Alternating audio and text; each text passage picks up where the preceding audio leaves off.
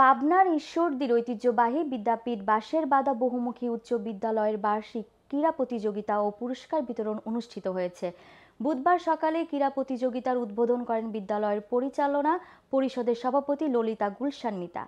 অনুষ্ঠানে প্রধান অতিথি হিসেবে উপস্থিত ছিলেন বিএনপির চেয়ারপারসনের উপদেষ্টা ও পাবনা জেলা বিএনপির আহ্বায়ক হাবিবুর রহমান হাবিব। বিশেষ অতিথিবৃন্দের মধ্যে উপস্থিত ছিলেন জেলা শিক্ষা কর্মকর্তা মোহাম্মদ রোস্তম আলী হেলালে, ঈশ্বরদী উপজেলা বিএনপির সাবেক সদস্য সচিব জিয়াউল হক সন্টু সর্দার, উপজেলা যুবদল নেতা আরিফ বাঙ্গাল, জাতীয়তাবাদী মুক্তিযুদ্ধ প্রজন্ম দলের সহসভাপতি মোহাম্মদ আলমগীর কবির, উপজেলা মাধ্যমিক শিক্ষা কর্মকর্তা মোহাম্মদ আরিফুল ইসলাম। অন্যান্যদের মধ্যে আরও উপস্থিত ছিলেন বিদ্যালয় পরিচালনা পরিষদের সদস্য জিয়াউল ইসলাম সহ গণ্যমান্য ব্যক্তিবর্গ। অনুষ্ঠানে সভাপতিত্ব করেন অত্র বিদ্যালয়ের সভাপতি ললিতা গুলশান মিতা। সার্বিক তত্ত্বাবধানে ছিলেন বিদ্যালয়ের প্রধান শিক্ষক মোহাম্মদ শামসুল ইসলাম। অনুষ্ঠান শেষে বিজয়ীদের মাঝে পুরস্কার বিতরণ করা হয়।